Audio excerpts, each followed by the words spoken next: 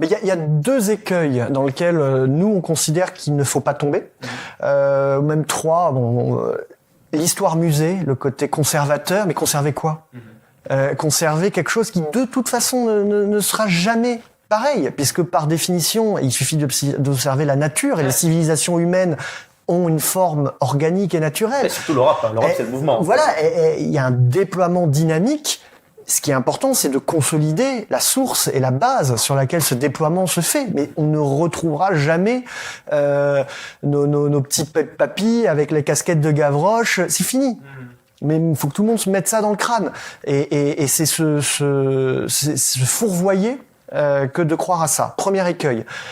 Deuxième écueil, c'est la collapsologie, c'est-à-dire le côté un peu messianique, tout va s'effondrer, et puis le jour où tout va s'effondrer, on verra bien, ou alors il faut couler, et puis quand je suis au fond de la piscine, je vais pouvoir remonter. J'ai horreur de ça. D'une certaine façon, l'effondrement a commencé.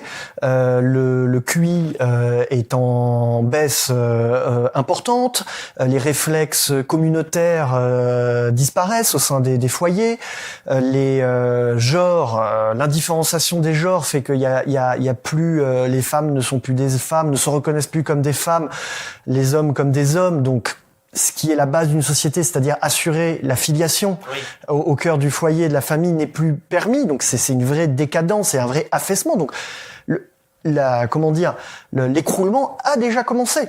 Il faut pas attendre un écroulement supérieur que celui qui est en cours. Oui, c'est vrai.